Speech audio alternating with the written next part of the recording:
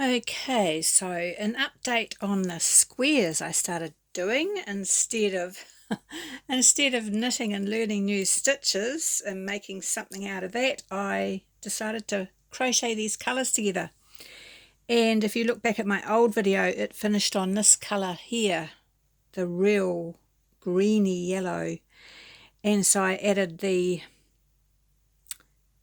dirty cream and the blue just to make it a little bit wider, and then the pattern's completely finished 3 times.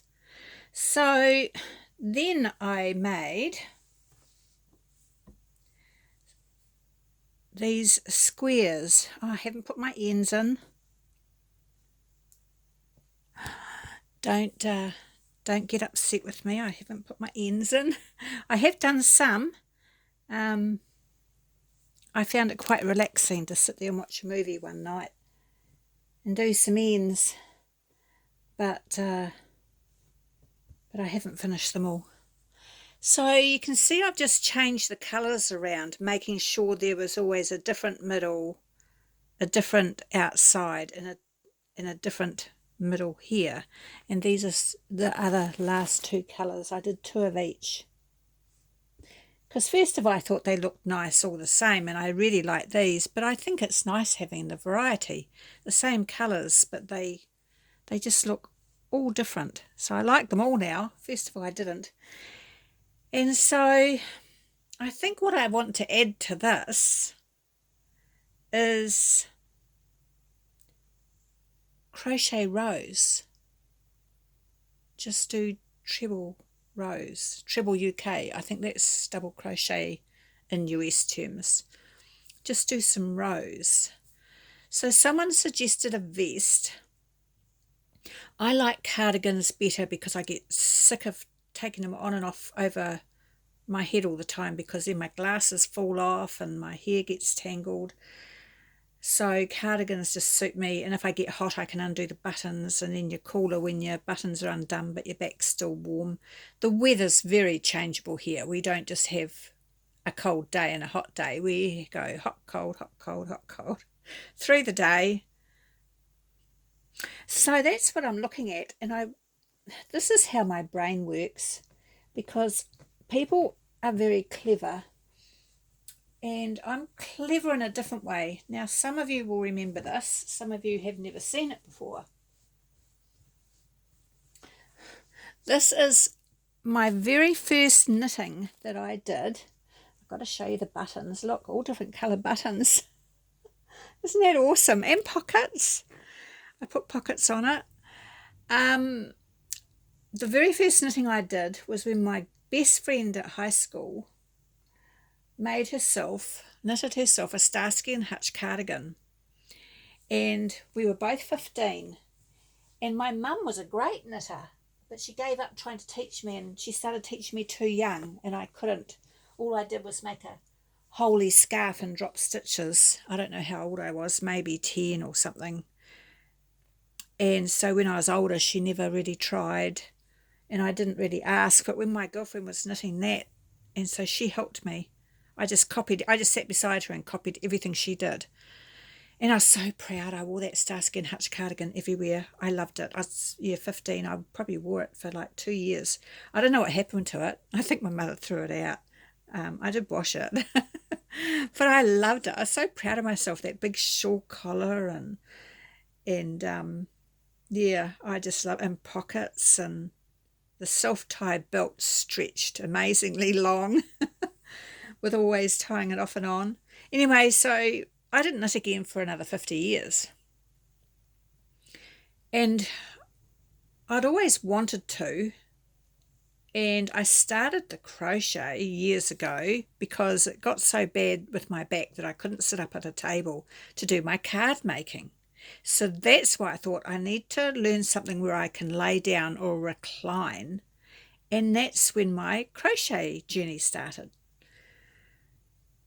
And so I watched Bella Coco and just learnt simple things. UK trebles and US single crochets. And that's what I've stuck to. But one day I saw this cardigan online, something like this. and she's called Cozy Knits, but cozy with a K. Cozy Knits on YouTube and Instagram, but I don't do Instagram now. And I thought I can do that because I didn't want to do separate squares and try and sew them together because my squares all come out different sizes. So she had it where you're knitting completely across the one row, the back, and you just twist the yarn and then start the new colour by tying it on and twisting it so there's no gap. And so these are just rows, and so I just had to sew up here so they made rows. And then I just did stripes. I just did whatever I felt like for the sleeves, and there's no shaping. It's all oblong back, oblong, no shaping for the neck. And then I use this colour, and it went up and around, and I thought, wow, so that's how I've done my cardigans ever since. You'll find tutorials, better tutorials in my tutorials playlist. It's called My Tutorials.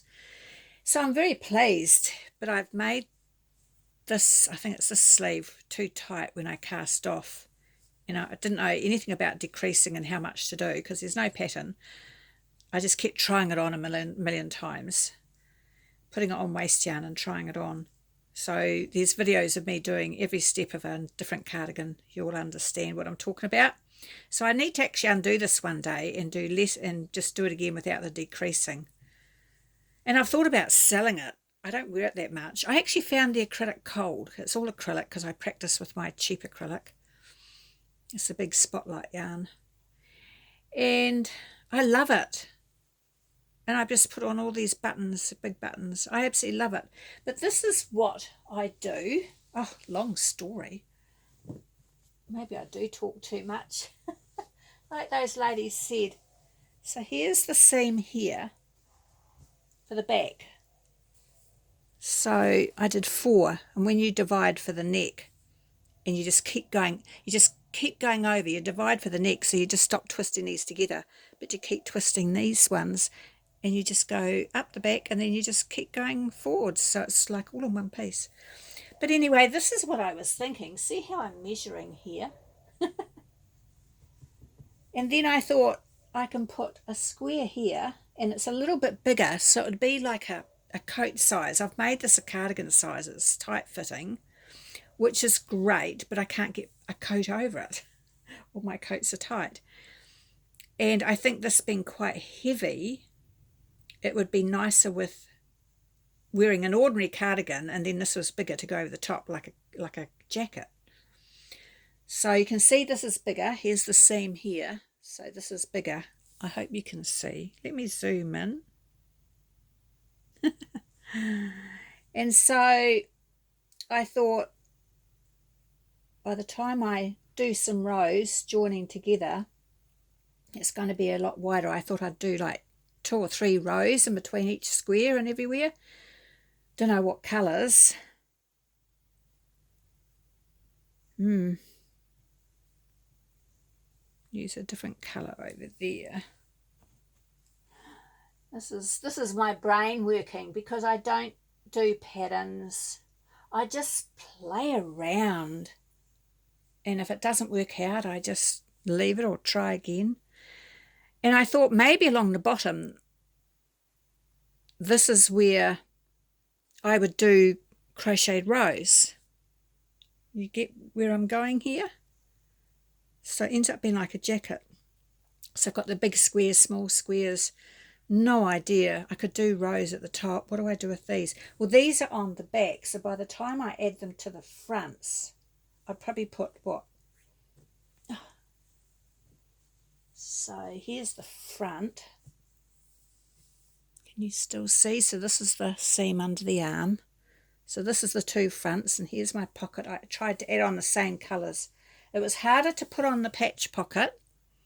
It was harder to put this pocket on than it was to actually put a pocket in while you're knitting. And I've got a very easy tutorial for adding pockets to your cardigans when you're knitting. Very easy.